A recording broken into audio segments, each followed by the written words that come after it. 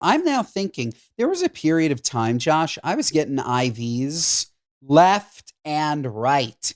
I loved them. I would have like I don't know, a night out on the town. I'd wake up in the morning, text the person, IV would come to my house. Mhm. It's just like, that is crazy talk. Like now I don't know why I wouldn't do that now. Back then it seemed completely normal just to get an IV in my house. I don't need an IV. Well, I'll drink some water. I understand a drip with things in it, but was just getting like a standard IV. Just saline? It was really just, maybe there was some other, like some glutathione or gluta, whatever. Yeah, some vitamin B's and D's and all that stuff. But like, I didn't need it. I was doing it like, it was like once a week. You don't need it that frequently. Well, you were probably getting it because you were partying way more than you do, or just at least drinking way more than you do now. Drinking way more than I do now, for sure. I would feel awful, and I would get it, and it would make me feel like $1,000,000. It is the cheat code to a hangover. For sure. I mean, absolutely. If you get a bag full of saline, Myers cocktail in there with a little bit of glutathione for antioxidant, and some paracetamol, some acetaminophen, so they put in some that put good this man Tylenol. in the pit. Put him in the pit. Dude, I'd crush it. The reason when you feel drunk is because your body doesn't have enough water to run its crib cycles. And so, or I'm sorry, that's why you feel hungover. And so basically what you're doing is you're flushing the body with everything that it's sort of been begging for. So yeah, I would do it too. But when you get these at home, here's the problem, Josh. These are the nurses that, I don't know if they can't work at a hospital. I don't know what they're doing in my house, but they're typically terrible at finding the blood vessel. They're terrible. I get like 3 or 4 stabs. I don't know about you. I have bad veins. I've always had bad veins. Like if you come looking for my veins, they're going to be hard to find. I don't know why. Once you get them, no problem.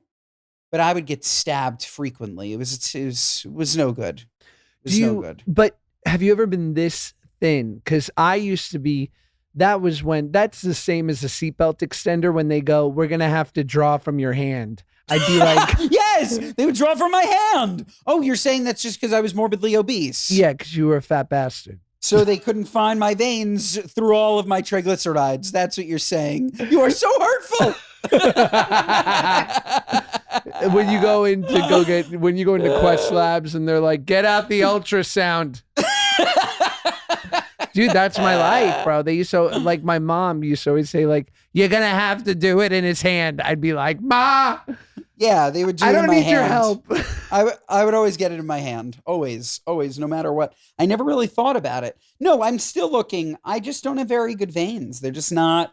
I don't know. Maybe I'm still too fat. I'm also, by the way, I was going to say, I'm here talking about how I'm skinny. I'm still a little too fat. You are skinny and your arms are thin. Here, take your hand and grip your bicep with whichever, grip it really tight. And now ball your hand in a fist.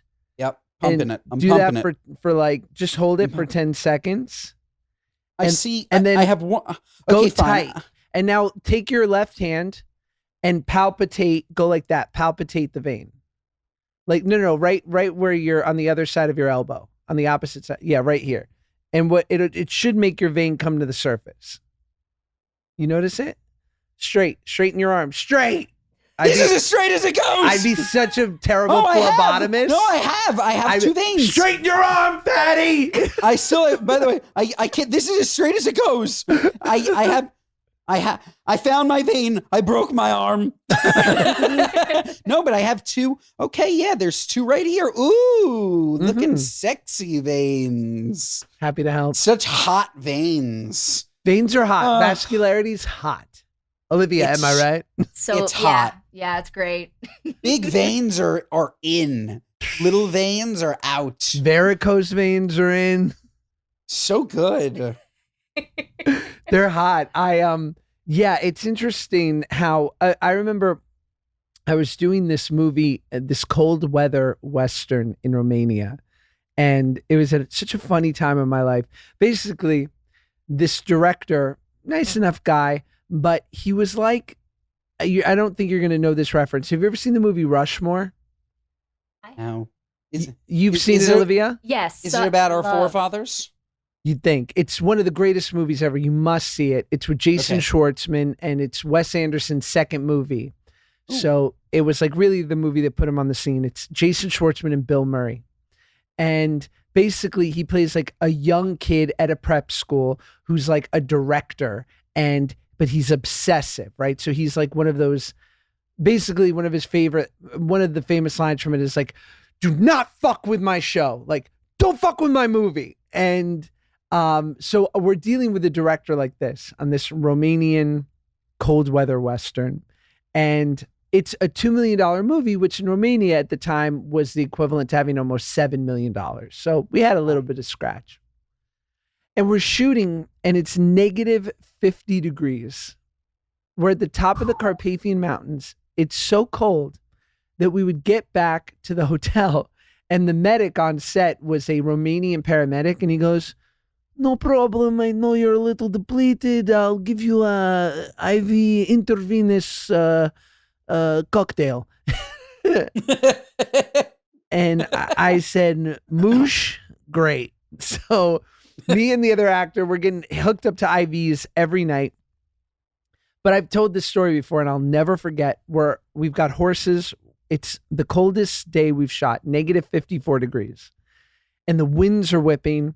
And the animal wrangler / craft service guy comes up to the director and he goes, listen, not a big deal, but frost is beginning to develop on the horse's belly. And if we don't stop shooting, it will be minutes. Oh my God. Yeah, bro. And I was like, I quit. I went up to the director and said, listen to me. This movie, no movie is worth an animal dying. This movie in particular, not worth an animal dying. Okay. I'm like, get that horse in some warmth or otherwise I quit. And thankfully they did. Josh Peck, the equestrian. Josh Peck, the lover of horses. Lover of horses. Love. Hey, I hate that we ride them. I think it's stupid that we ride them. I hate that we ride them in a New York City. I don't mind sometimes, and maybe this is wrong, I don't mind like the cowboy type riding them. I like using them as transportation. I think is really cool.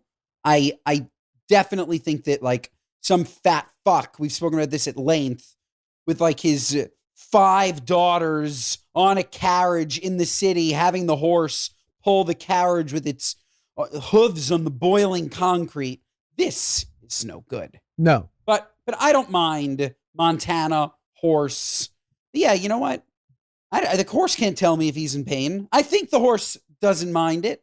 That said, if you're too fat, don't be on a horse. Like I've told this story. I rode, ironically, a horse named Olivia. I think, Olivia, I told this story before your time.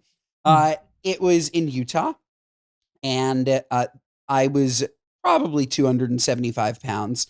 And the horse, Olivia, was a Clydesdale. She was enormous, enormous. That said, she still took my ass up a mountain, and there's no way she was happy. Oh, my God. No way. No way. It wasn't like we were just like going in circles. I was mountain climbing on a horse. This is no good. Can I play Olivia the horse? And yes. And yes. You give the play-by-play of like you walk up to the horse, you okay. Throw your leg over. Yes. I first pet the side of the horse. I'm like, hi, horse. It's nice to see you. We're friends. I like you. Trust me. Trust me. I hop up, and now I'm caboose on the horse.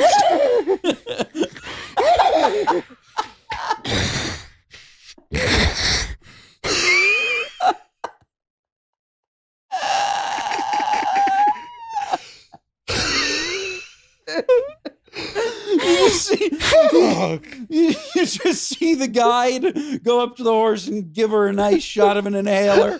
He's like, oh my